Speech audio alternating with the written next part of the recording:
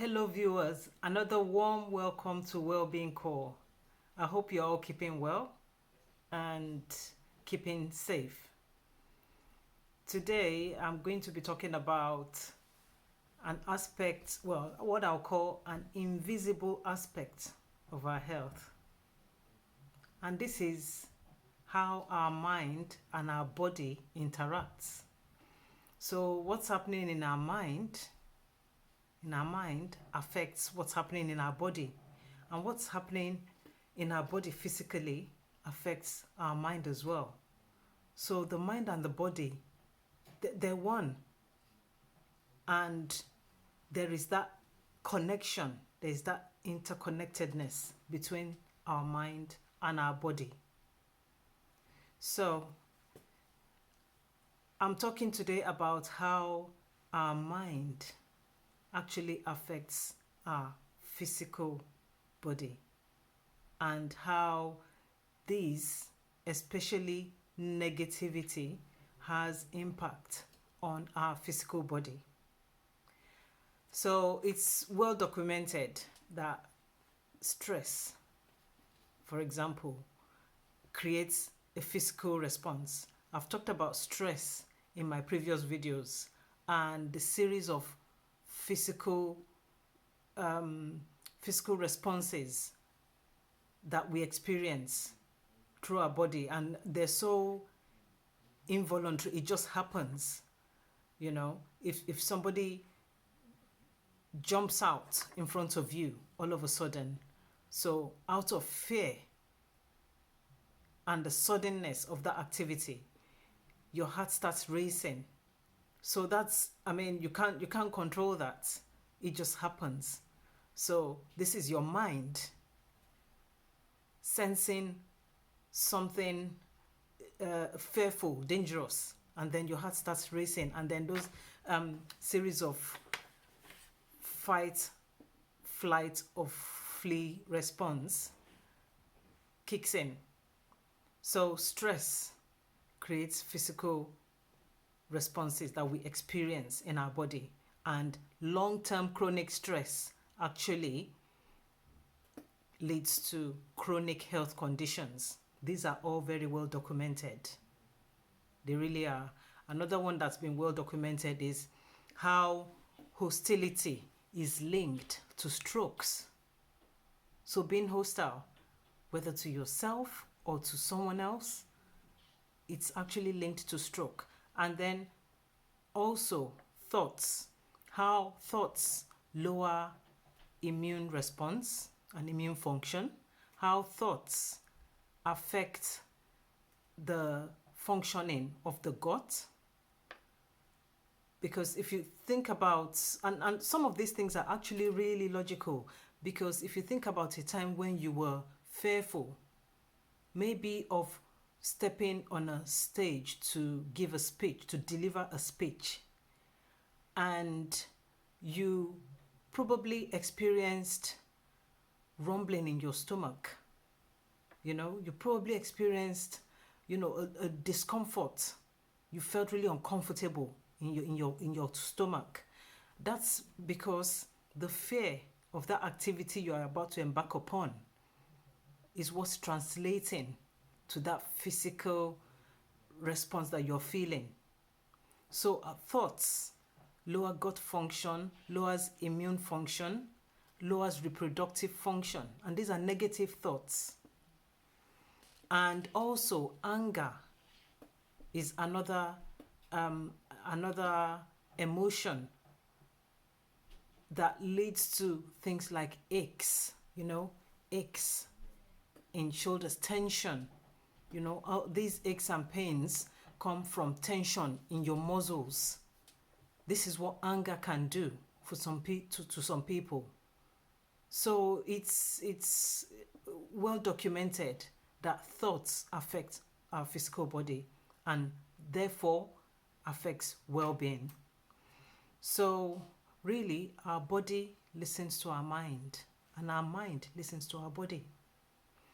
So negative emotions, there are so many of them: bitterness, cruelty, nastiness, unkindness, gossip, anger, spitefulness, jealousy, sadness, worry, anxiety, unforgiveness, and many more that you can think about, and negative emotions. So all these emotions, whether towards yourself, anger towards yourself, or negative feelings towards yourself or towards someone else, or regarding a situation, maybe regarding everything happening in the world. There's so much happening. So all of those negative emotions, negative feelings, they pile up in our mind to create unwanted physical responses. So when it comes to taking in information, because our mind and our thoughts, what goes on in there is a byproduct of information that we take in. Information comes into our mind through our eyes and ears. So the things we see and the things we listen to causes a deposition of information into our minds, and seeds keep dropping every time, whether it's negative or positive. And which is why it's so important to not focus on negativity. Do not focus on negativity, because long-term effects on the physical body are chronic illnesses. So let me just give so sources of negative, bad information: digital media, social media, our TV screens, the news. The news, we can minimize how much we take in from the news of all the bad things happening all over the world. We need to be aware. We need to know what is going on. We don't have to listen to it repeatedly, so that's just what our mind is buzzing with all the time. There's so many wars taking place all over the world. There are natural disasters, and right now we're still going through this pandemic. So there is so much going on, and we need to be aware of what is going on in the world, because peradventure we may be of help.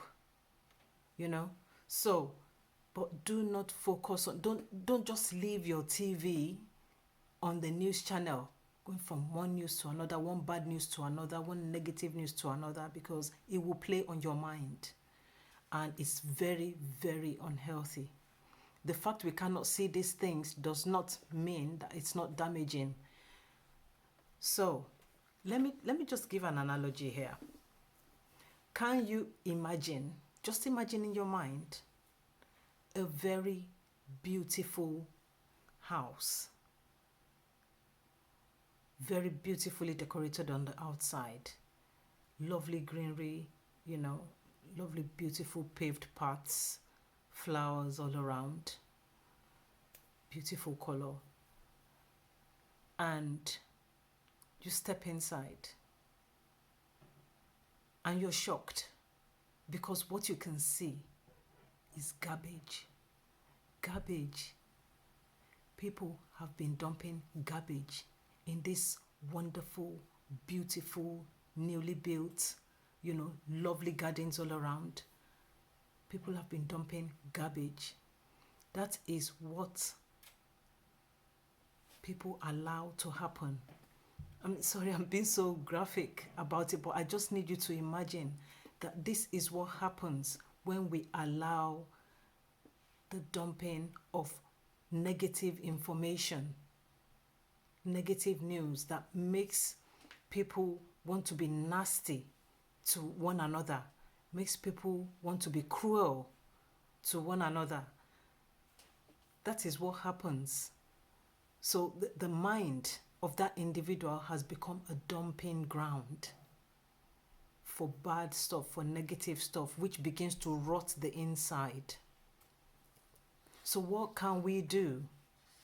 Steps need to be taken to ensure that we are only consuming positive news and keeping our mind on positivity. So I have a few points. Number one, let's hang around positive people and share positivity. Share positivity with one another. Number two, let's listen to motivational podcasts, speeches, read books that would develop your mind and that will motivate you. Surround yourself, this is number three, surround yourself with positive quotes.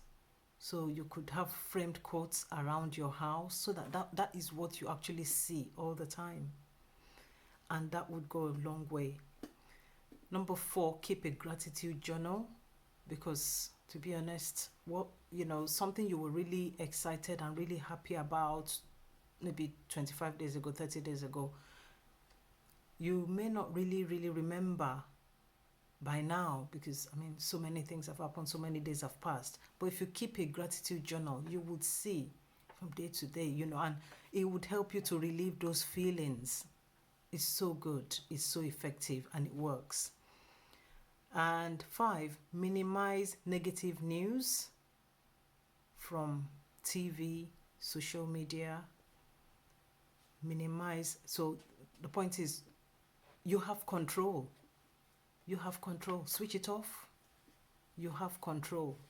So do not let negative news be what dominates your day, the things you listen to. And number 6, be decisive that you will forgive and let go when you are hurt. Like, make a decision before you even get hurt by anybody. Make a decision that if anyone hurts you, you're going to let go. You're going to forgive and you will let go.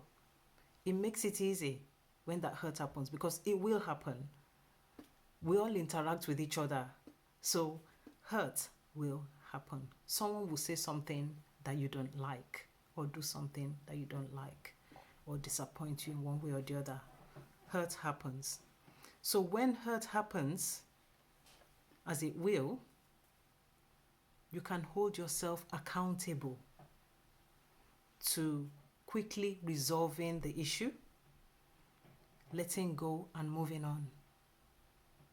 Because now because that's a value that you have now placed on yourself. Like, this is what I will do when this happens, because it will happen. So hold yourself accountable. Do it. Step forward. Resolve the issue. Let go and move on. So it will save yourself a lot of negative thinking. And let me just read this quote by Roald Dahl. If you have good thoughts, they will shine out of your face like sunbeams, and you will always look lovely. If you have good thoughts, they will shine out of your face like sunbeams, and you will always look lovely. That was by Roald Dahl. Thanks for listening. Please subscribe and please share, because all these points would really help you to get towards looking after your well-being. And remember, it is possible to live long and live well. With advances in medical technology, yes, we're able to live long, but it's important to live well at the same time. Thank you. I'll see you in the next video. Bye-bye.